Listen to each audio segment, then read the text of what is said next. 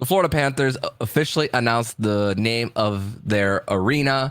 Spencer Knight speaks out on being in the Players Assistance Program, and Media Day is Wednesday. We're going to discuss what we want to hear from the players. You're Locked On Panthers, your daily podcast on the Florida Panthers. Part of the Locked On Podcast Network, your team every day.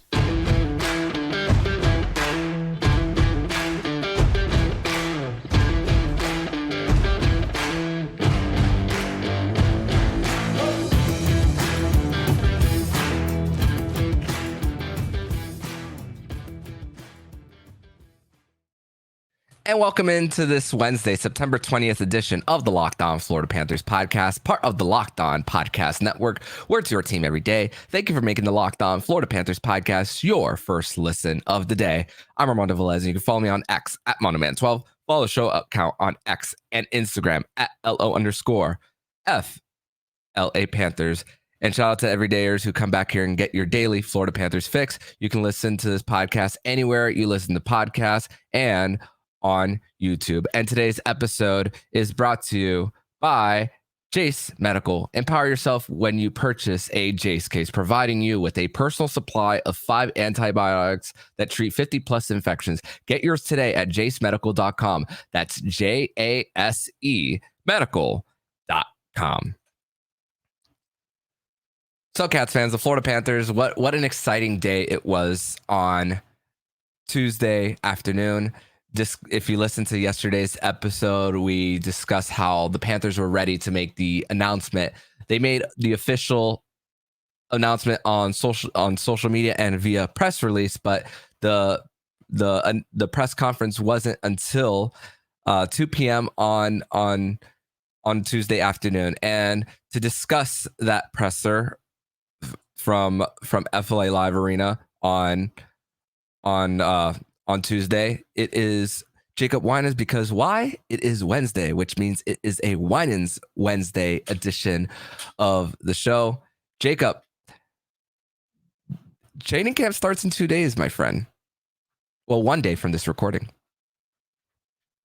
There, man.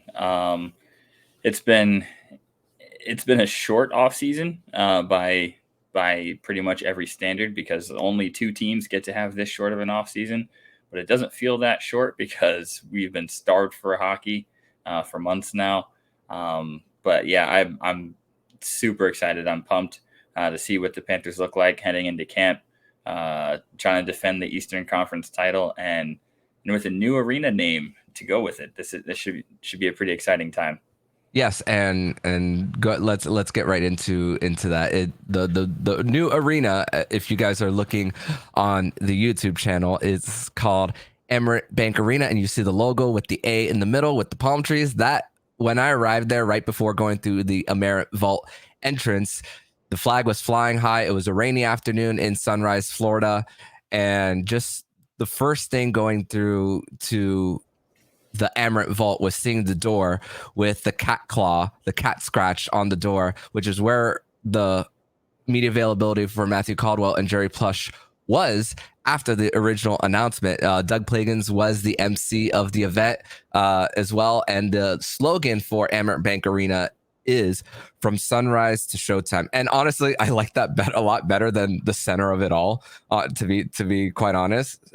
So it just, the slogan kind of gives it, hey, the focus is on the event that's going, whether it's concerts, whether it's graduations, whether it's, of course, Florida Panthers hockey, what we're talking about here on the show. And Matthew Caldwell was talking about how it started with the helmet logo, and joked around how Jerry Plush, the CEO of Amerant Bank, was discussing how he's a great stock picker because of the Florida Panthers and the Miami Heat both making the NBA Finals, which is a sponsor of both teams there. And Jerry Plush was also talking about natural progression as well, talking about the helmet, base and Coral Gables opening a new operations center in Miramar as well. And here's the thing, Jacob, commitment to Broward County, which is something that we've spoken about. The Florida Panthers have made it clear their golf classic was in Broward. Everything with the All-Star game was focused on Broward County. I know a lot of outsiders from the state of Florida, when they think Florida Panthers, they say South Beach, they also think Miami, but that's also the emphasis, Broward County as the home where the Florida Panthers play. Yeah, I think it's Amerant Bank is definitely a great partner. They said all the right things. The logo is pretty sick. I love the new slogan. It's just awesome.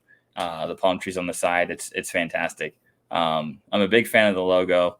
But more importantly than that, it's exciting that the Panthers have a naming rights partner committed for the amount of time that they do. We'll discuss that, but having that commitment for 5 years to 2028 is huge for many reasons. It's personally, I think, and this is really a stupid thing to focus on, but I think when it comes to an arena name, you kind of want you want a naming rights partner where it, not that it's catchy, but that it's not annoying to say, that it's not something that just sounds weird. Like I personally just like the sound of Amerant Bank Arena. It's cool. I like the slogan. I like the logo.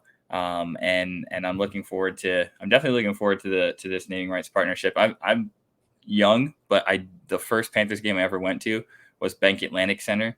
I've seen Bank Atlantic Center. I've seen BB&T Center. I've seen FLA Live Arena, and it's a new era now, and I like the direction we're going in. But the key thing here is like you said, commitment to Broward County and having this contract last until 2028. Really, really key to have that through the duration of the current lease term that the Panthers have at Amerant Bank Arena for the next 5 years in Broward. Yeah, and you talk about a name that rolls off the tongue, like the new Pittsburgh Steelers name for like Acrisure Stadium, something like that. It's not Heinz Field anymore, so that one is hard to say off the tongue. FLA Live Arena is an easy one to say for us. And you said we're going to discuss the terms with the announcement of the arena. So it's a 5-year term for the Florida Panthers, Broward County, and Amerant Bank Arena. And so that just so happens, like an episode that I spoke about on September 5th about the leaked photo for Amerant Bank Arena, is that the term is until the lease of the Panthers is up. And during the media availability, here's the thing. That presser was signs of celebration. It felt like an exciting moment for them. So yes, I thought it's ending as the lease at the same the same time as the lease. I didn't want to be that guy who said, "Oh, what does that mean matching terms as far as something outside of it?" And it's like, listen, you're focused on the new naming rights partner for that. So I did not want to be that person. But there is still that elephant in the room based on how it's structured. And there's arena renovations. There has been for the last few seasons, an All-Star game, a Stanley Cup final, and all. And I'm now, when it comes to a lease ending, we're not thinking about relocation this time around. We're thinking about more improvements to the arena. I mean, the Carolina Hurricanes just extended their lease to PNC Arena and are going to improve the arena. This time around, I think we're more focused on the renovations more, and hopefully maybe something more of an, not necessarily entertainment district, but things that could add towards the entertainment part. I agree. I think last time we had this scenario, it was really a toss up whether or not the Panthers were going to even remain in Broward or even in the state of Florida. They barely skated by with no pun intended, with a 5-3 vote to remain at the arena in Broward, and it took a lot. It took quite the effort. Yeah, we had players on the team showing up at those meetings with the county, basically pleading their case to stay. We're not in that situation anymore, which is great to see, because the ownership that we have now has been so committed and has really dug their heels in and started to build something special. And I think this comes at a really good time. One thing that's important to talk about when it comes to naming rights partnerships is the fact that is a massive stream of income for any team. That's huge. To have that is huge, because that opens up a lot of avenues to invest in the arena and invest in the area surrounding it, and really build that up. And there's a lot of ways that Panthers can do that. They've really started the process of improving the arena. Getting to host an all-star game is a good sign.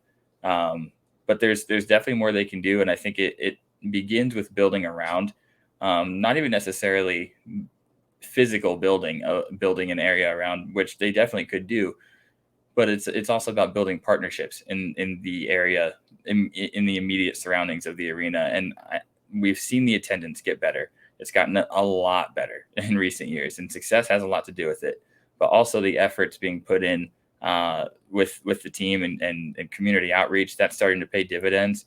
Mm-hmm.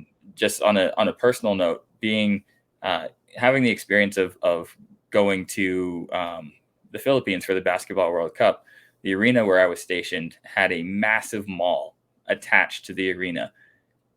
And it was such a huge stream for attendance and income. And it just got me thinking, Sawgrass Mills is right across from Amerant Bank Arena. There's a lot of untapped potential there. And I think that there's an opportunity for the Panthers to build partnerships there. There's an opportunity for the Panthers to really grow that area in a general sense. But being so far west, I don't think it's the difficulty that has been made out to be in the past, where people just can't get there in time, or people don't want to go that far west. I think that's blown way out of proportion. It's about outreach. And I think when you're located in Broward, that puts you in a really prime spot where you're dead center. You're in Broward, you get all the Broward crowd, and you're right between West Palm and Miami. You can make that work. Yes. You can make that work, and I think we are well on the way to making that work. So I'm excited. I'm really excited, and I don't think we have to worry about relocation anymore, no. which is really great to say after all these years. And also, I have a personal bias with not wanting it to move east, because I grew up in West Kendall, so imagine if that were more east, and having to take the turnpike I-95 if I still lived in the area and all that stuff. And you're from Weston too. Yep, so my family's in Weston. So I have when I go home from Orlando, it's literally the first exit off the Sawgrass for me. So yeah. I hope they never leave. No, please don't. That's the hope, at least in our biased opinions. Of course, you Panther fans, you can comment on your opinions as well, and that's okay. We can agree to disagree as well, even if we don't see eye to eye on that point. But we're going to transition over to segment number 2, where we're going to discuss Spencer Knight discussing him going to the Players Assistance Program. We are going to discuss that and more here on the Locked On Florida Panthers podcast. But first, we're going to tell you all about Jace Medical. And the Jace case provides 5 antibiotics for emergency use. All it takes is to get a Jace case is to fill out a simple online form, and in some cases jump on a quick call with one of our board certified physicians. Get ongoing care from our physicians on any treatment related questions, doctor created, doctor recommended. Don't be caught unprepared. Everyone should be empowered to care for themselves and their loved ones during the unexpected. Jace handles everything from online evaluation to licensed pharmacy medication delivery and ongoing consultation and care. When you go to jacemedical.com, you can use promo code LOCKEDON to get 20% off. So get yours today at jacemedical.com. That is JASE medical.com. Segment number 2 here on this Wednesday, September 20th edition of the Locked On Florida Panthers podcast. Thank you once again for making the Locked On Florida Panthers podcast your first listen of the day here on a Winans Wednesday. And Jacob, Spencer Knight over the weekend spoke about him going to the Players Assistance Program, officially went to the Players Assistance Program on February 24th. But Spencer Knight also spoke about what his reasoning was for going to the NHL/NHLPA Players Assistance Program, and it was to deal with something that he was dealing with, known as obsessive compulsive disorder, the acronym OCD. And a lot of people think that OCD is just needing to just have, let's say I have these 2 pens right here and one's lined up like this. A lot of people see it as just, they need to line up like that. more than just that. It's just having your ducks in a row in your mind, and just if I can't have one thing lined up here, the next thing I can't accomplish. And that is how I see, even though I'm not diagnosed, that's from an outside view of how I see OCD as far as things in order. Started in Boston College in 2019 when he felt like he always needed to wash his hands and all. Spoke about being away from the team when they made the run to the Stanley Cup final, joked around how it was dead weight that they got rid of. That's what helped them. But also it's discussed mostly about how he didn't want to feel like a burden to the team. Had trouble sleeping. The start of it was really on December 6th when the Florida Panthers lost to Winnipeg Jets. I actually went back to listen to an episode. The Panthers were without Barkov, Lundell, Gudas, and Patrick Hornqvist, who recently went on LTIR, and Spencer Knight was pulled after 3 goals. And then in that stretch, Spencer Knight went 1-5-0 with a .849 save percentage during that time, with a 4.81 goals against average. And I started seeing the signs of something was wrong with Spencer on January 8th, the start against the Dallas Stars. And then go into the Players Assistance Program. I always said, even if he never came out publicly to discuss what happened, I'll respect his privacy. But now we know what's gone on. And those are a little bit of what Spencer Knight had to say on going to the Players Assistance Program. And he spoke about dealing with an OCD expert in the matter as well. So definitely a lot of help that Spencer Knight was able to get going back home to Darien, Connecticut as well. Jacob, what's your reaction to hearing what Spencer Knight had to say?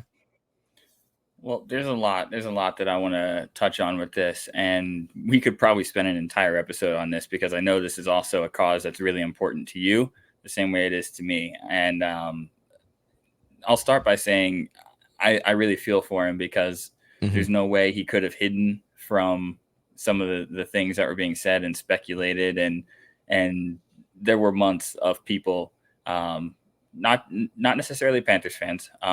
I'm sure there were some, but not necessarily Panthers fans, but people around the league that see NHL Player Assistance Program and immediately think drug abuse, alcohol, some sort of issue with addiction or something like that.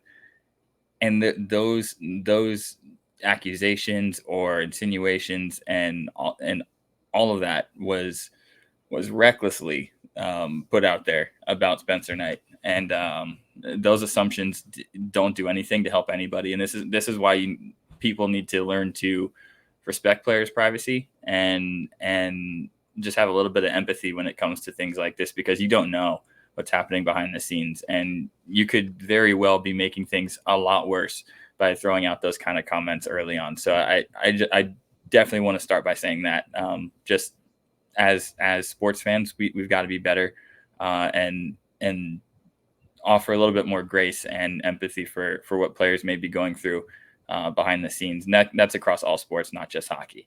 But when it comes to Spencer Knight, I won't pretend to be an expert on OCD, but I do know, and this just comes from years of mental health being a really important cause and really near and dear thing to me. OCD is not what people think it is. It's a term that's thrown around really loosely. People will say that, like you said, just when they feel like they need to be more organized or something just seems off to them. So they're like, oh, it's my OCD. I'm not trying to condemn or chastise anyone for saying that. But what it really is, it's like you said, it can be debilitating, especially for someone like in Spencer Knight's position. I've seen people who have, like Spencer Knight said, he had the excessive hand washing to the point where your skin can get so dry that it cracks and bleeds and you can't do anything to stop yourself from continuing to wash your hands. I've seen that personally. There's people who will stop and untie and retie their shoes excessively to the point where you can almost not get through your day. People who have to clean everything multiple times to feel comfortable enough to be in that space. It can literally hijack your entire life. And it seems like that's what Spencer was dealing with and trying to play professional hockey. and be a top tier goaltender at the same time that he was dealing with all of this behind the scenes. I can't even imagine what that must have been like. So anyone who thinks that it's a minor issue or something that he could have played through or something that he's using as a loophole to guarantee his contract and not get sent to the AHL, things like that, it's complete nonsense. And I don't want to give those things any oxygen, but I just want people to understand what Spencer Knight was actually truly dealing with, and the work that he's been doing behind the scenes to overcome it and to get back. It's like any other injury. It's a mental, not disability, but it's a mental challenge. It's a mental injury, really, is the hurdle that he's trying to overcome. And I think we've got to be supportive of that. I'm so excited to see him back in camp. And it's great that, and I have so much respect for him coming out and actually talking about it openly, because no one made him do that. He's not required to do that. He didn't have to, but he did that in a way that opens the door to help other people. Very Kevin Love-like, very DeMar DeRozan-like, guys who really open that door for people in the NBA. And Spencer Knight, a guy who's a couple months younger than me, 22 years old, to come out and take that position. I admire it. And I think it was brave, and I've got nothing but respect for Spencer Knight and the way he's handled all of this. No doubt. And like you said, just 22 years old and talking about it now instead of waiting until he's 32. Definitely, like I said earlier, he's working with an OCD expert. And honestly, sometimes what you can see as something that you could see that could hold you back could actually elevate you to the next level as well. And now seeing an OCD expert. And for example, I actually have not, I've admitted this on Twitter during the Bell Let's Talk campaign, not campaign, but the advertising of Bell Let's Talk. And for me, I'm dyslexic. So what do I use as something as far as helping me get through that is actually writing things out and reading things over and over again until I get a grasp of understanding something. And didn't do that in the early stages of my life. And now doing that and using that to be my strength later on has really paid dividends, at least for me personally. But in Spencer Knight's case, he could use that as a way, like I said, putting your ducks in a row emotionally, mentally, upstairs, so that he could be a better goaltender. I mean, and I think especially with his resume as well of being a World Junior gold medalist and all that stuff, a top prospect in hockey, and of course playing a position that you need to be so well in between the ears. I think it's going to help him, and he spoke about how he thinks it's going to help him be better in 3, 4, even 5 years. And there's a lot to that, because I'm a huge believer in taking a negative and turning it to a positive, or finding any silver lining you can, because oftentimes those are the positives that you find in the most negative situations of your life can be the biggest difference maker. And I think in Spencer Knight's case, just from a hockey perspective, he said that this started at Boston College in 2019. Think of how many dominant games he's had as a goaltender in that time, since that time. This is something he was dealing with and still performing at an elite level. So if he has a better handle on it, he's seen an expert. He's grown. He's able to have better control over it, and like you said, even turn it into a strength. The sky really is the limit for what he can be, because like I said, it's like any other injury. If we've seen Spencer Knight perform the way he's performed in his first few seasons, not even at 100% mentally, the potential there is even greater than what we thought it was when he was drafted and when he really broke into the NHL. He was able to do that while being hampered by something mentally that he's now seeking help for and seemingly has gotten control over. And OCD is something that it's actually very more prominent in goalies from a hockey perspective, not necessarily the disorder, but the tendencies. There's a difference between OCD and obsessive compulsive tendencies. A lot of goalies report having tendencies that are obsessive compulsive because they're such creatures of routine and extreme, almost to an extreme level of having specific routines and specific organizational skills and things like that. So if Spencer Knight is able to use that to his advantage, being a goalie, I think he really could. It could almost become a superpower for him the way he could turn this around. So I'm so excited to see the development of Spencer Knight now that he's been able to rehabilitate something that he felt was really holding him back, not on the ice, but also just in his life. Having that weight off his shoulders, it's going to be. I'm super excited. Buy Spencer Knight stock right now. It's definitely going to be trending up. You go, Spencer. We're cheering you on for sure. So, and we'll definitely discuss more about what he has to say whenever he does get a chance to speak to the media. But we're going to transition over to segment number 3, where we're going to get ready for Media Day. That's going to be happening on Wednesday at FLA Live Arena. We're going to discuss that more here on the Locked On Florida Panthers podcast. But first, we're going to tell you all about FanDuel. And right now, new customers can get up to $200 in bonus bets guaranteed when you place a $5 bet. That's $200 in bonus bets, win or lose. And if you've been thinking about joining FanDuel, there's no better place to get in on the action. And for football reasons, you have a Miami Dolphins fan and a Dallas Cowboys fan on this podcast. So both teams happen to be 2-0. So if you're buying stock into the Miami Dolphins or the Dallas Cowboys, maybe FanDuel.com is the place to go to bet either on my Miami Dolphins or Jacob's Dallas Cowboys with spreads, player props, over-unders, and more. So visit FanDuel.com/lockedon and kick off the NFL season. FanDuel, official partner of the NFL.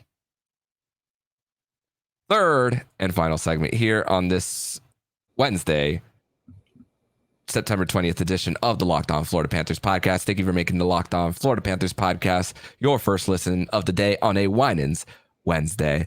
And Jacob, like we said at the top, we're excited that hockey is back, which means Media Day is one step closer, which is when this episode drops today. It'll be at 8 a.m. at FLA Live Arena.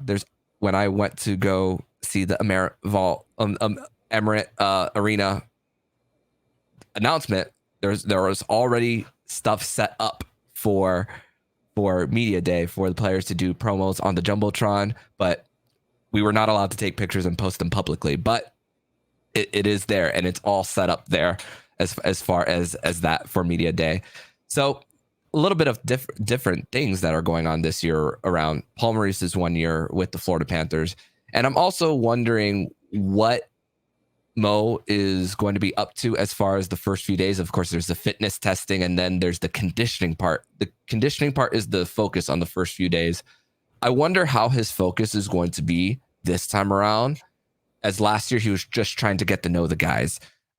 This year he does not have to do that. And Matthew Tkachuk is also likely going to talk about how he's healed from the broken sternum, even though Brady Tkachuk just recently spoke publicly about that. We're going to hear from the captain, Alexander Barkov, as well. Likely going to hear from the top producers for the Panthers, likely a Carter Verhaeghe, as well as Sam Reinhart.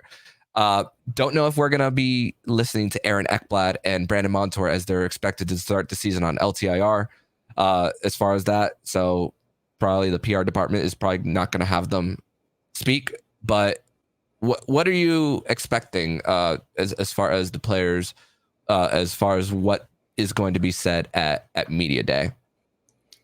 Yeah, so goes without saying, Matthew Tkachuk at Media Day is must-see TV. Yes, he's definitely known for one, being really funny, two, being very, very honest. Almost reminds me, and this for really any South Florida sports fan that's been a South Florida sports fan for 10 years plus, really in his media reminds me a lot of Chris Bosh in his Miami Heat days. There's nothing really hidden.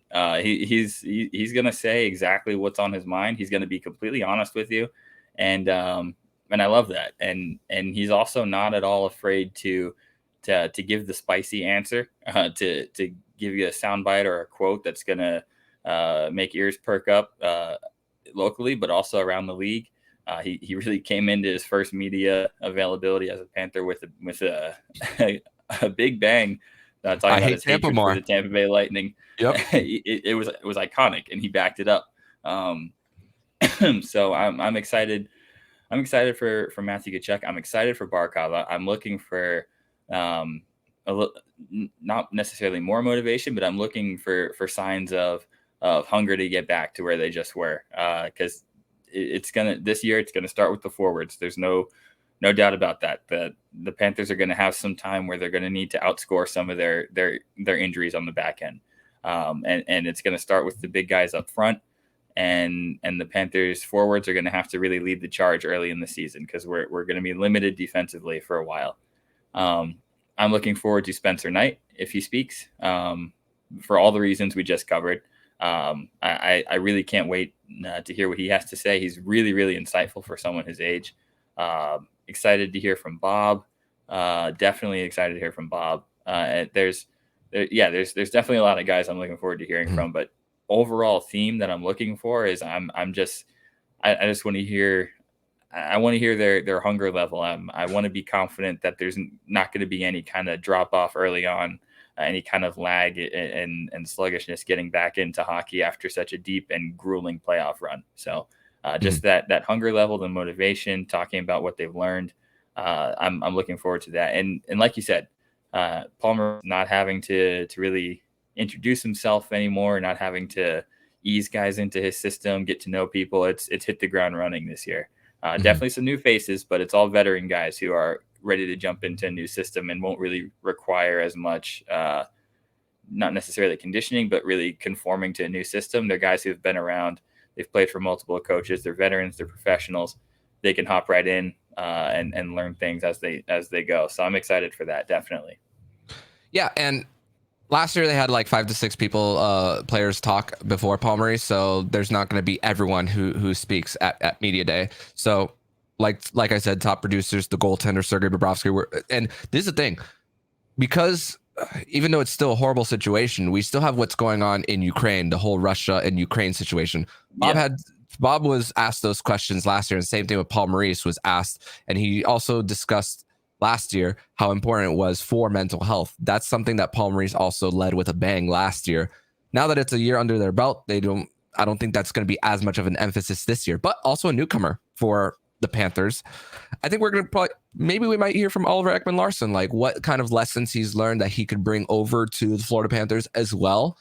And a guy who's returning, Dmitry Kulikov, that might be an exciting time for him to get in front of the microphone and say, what was the reasoning for him to be back outside of the whole made it to the Stanley Cup final and him being coached by Maurice as well? I wonder what else he has to say outside of those two. Yeah, so with the Panthers being limited on defense to start the year due to injury, Ekman-Larsson's going to have a lot of responsibility early on. And I actually am looking forward to hearing from him if he does have media availability. I want to hear just his approach, because his time in Arizona ended badly. Arizona was a really, really bad team. He didn't really fit their rebuild schedule at all. He went to Vancouver, which did not go well in Vancouver for reasons that you definitely cannot entirely blame on him. That's an organization that's an organization that's been poorly run. Money has been poorly spent. I think there was a lot asked of him, and I'm looking forward to hearing how he feels with a fresh start with an organization that's now has a league-wide reputation for really rehabbing players' careers and bringing the best out of players who need a lifeline and to rejuvenate and fresh start their careers. And I think Ekman-Larsson's an excellent candidate for that, and not having the pressure of that massive contract. I think just being able to play his game without having to worry about the dollars attached to his name. I want to hear his mental approach to this fresh start that he's gotten. That's exciting for me. And Dmitry Kulikov, I love that guy. I'm so excited to see him back. And if he does talk, he's a guy I always like to hear from. We've seen players come and go with the Panthers. He was always a fan favorite. He's a guy that we keep an eye on wherever he was playing after his Panthers days. But for him to come back, I think it'd be poetic for him to be on a Stanley Cup winning team here in Florida. And I'm excited to hear what led him back here.